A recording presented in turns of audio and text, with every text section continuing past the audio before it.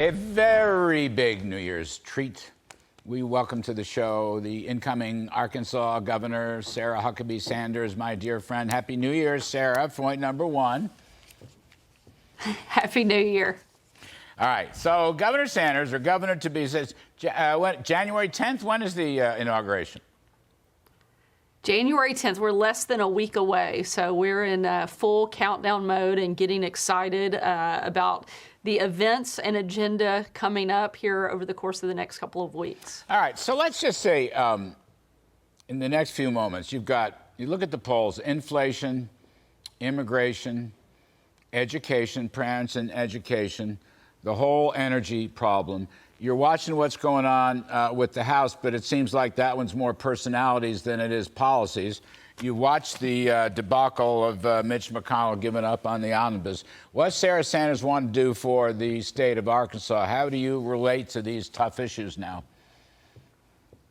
You know, I think one of the great things about being governor is that we can focus on things here at home instead of the craziness and the ridiculousness that is taking place in Washington. Here in Arkansas, we can focus on things that actually empower the people of our state. One of the biggest priorities that I will have as governor when I take office here in less than a week is focusing on education, making sure we are enacting conservative, bold reforms that actually help educate, not indoctrinate our kids, that actually empower parents, not government bureaucrats, and make sure that our students are prepared to go into the workforce, not a lifetime of government dependency. We have so much opportunity to bring about transformational change to the state of Arkansas. And it's one of the reasons I'm so excited about getting sworn in next week and getting ready to go straight to work, because I know that we can do phenomenal things that actually help our people and protect them from some of the craziness and the out of control overreach coming out of Washington.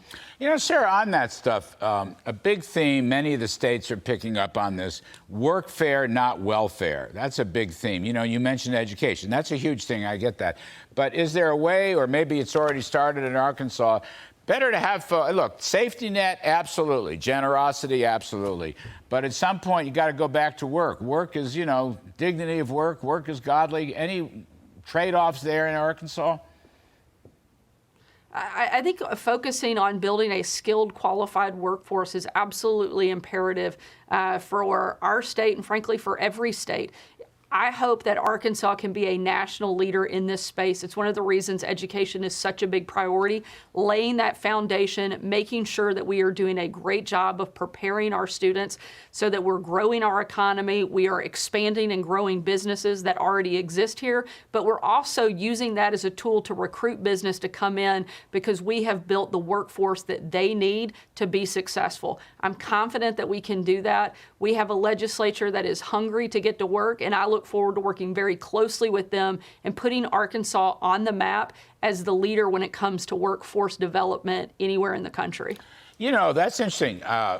Arkansas on the map. So if I get my geography right, which I probably won't, but I think Arkansas is in between Texas and Florida. How am I doing? Is it okay so far? there's not too bad, but there's a few other states in between there, Larry. I'll be happy to educate you on that. I got to go back and do the Google map thing. But Texas doesn't have an income tax and Florida doesn't have an income tax. How about Arkansas? We do, and we are working on phasing that out. It was one of the things I talked about relentlessly over the 2 years that I spent on the campaign trail, is responsibly phasing out Arkansas state income tax.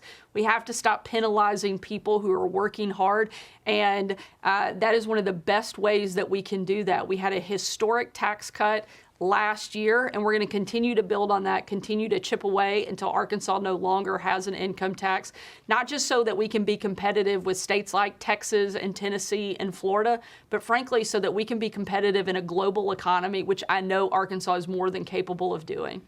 Well, look it. You are a dear friend. We worked together in the White House. You know, I made no bones about it. We supported you, helped you the best we can, and we'll continue to do it. I just want to say congratulations, Sarah. That's all. Congratulations. You're going to make a great governor. You're going to be history. I think you're going to be the youngest governor in the whole United States of America. Good luck. Good luck, my friend. We'll be in touch. Good luck on everything. Thank you. And Larry, I'll be happy to show you exactly where Arkansas is, because we're going to have you come down and visit us here. No. And maybe we'll even do a live show from Arkansas and show you how great it is. All right. I know it's between Florida and Texas someplace. Sarah Huckabee Sanders, Governor Sanders, had a nice ring to it. Thanks ever so much. Happy New Year. See you soon.